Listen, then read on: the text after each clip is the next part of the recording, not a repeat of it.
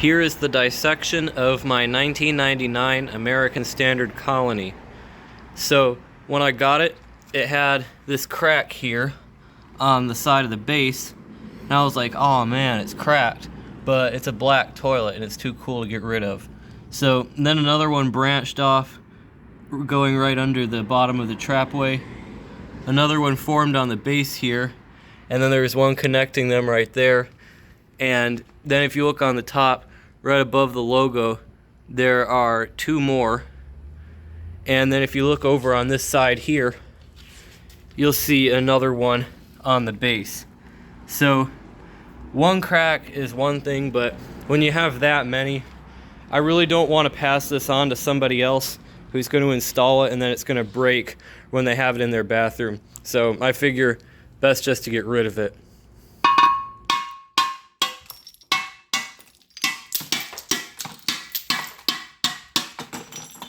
And I'm making a huge mess in the process.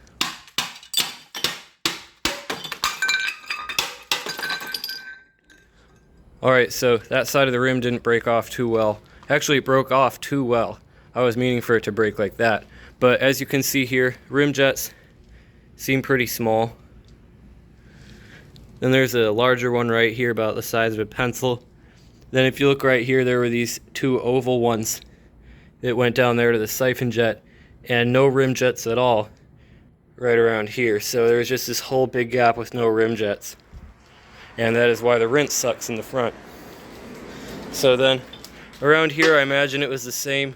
Not sure if it had a big jet or not, but I guess we can find out by looking at the piece that's left over.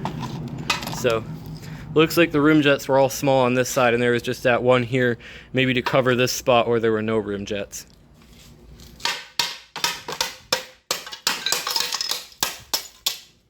So on some of these toilets, particularly front flushers or toilets with the jets on the sides, you'll see it has a little bump right here to direct the water evenly to this side and to this side. But since this one is front fed, it does not have that. Wear better shoes than I am if you ever break up a toilet.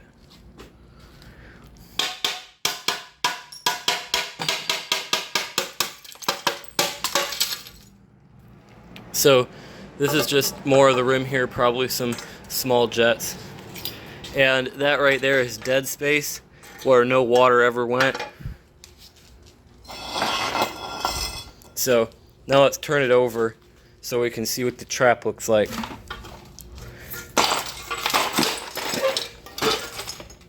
Assuming they glazed it all the way through with black glaze, it should be easy enough to tell whether the trapway is fully glazed or not. So here we can see that it's bright white. It's a little bit shiny right there, so I think they used like a clear glaze just at the very end.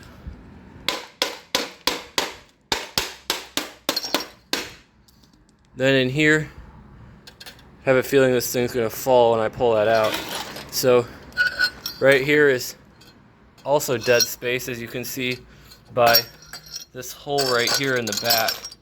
So there was never water right there. That's just a dead space, and the trap goes around like that. So I guess they decided to fill it with air instead of just making whatever, like this little decorative piece right here that is just like that thick. So yeah, the trapway actually is glazed. You might be able to see, but it's pretty shiny. So these do have a lightly glazed trapway. And the whole thing just collapsed. So they have a lightly glazed trapway, which I've never actually seen before this. There is the opening. It's got some minerals in it. As you can see right here, maybe this wasn't the best test subject. Now that I'm seeing all these minerals, I'm thinking about doing the test on my 2005 American Standard Colony. Because you can see all those minerals there. Might affect the performance. But that is about all there is to do for this dissection. So if you enjoy my videos, please subscribe and turn on notifications. It helps my channel a lot and I really appreciate it. Thanks for watching, and see you guys in the next video.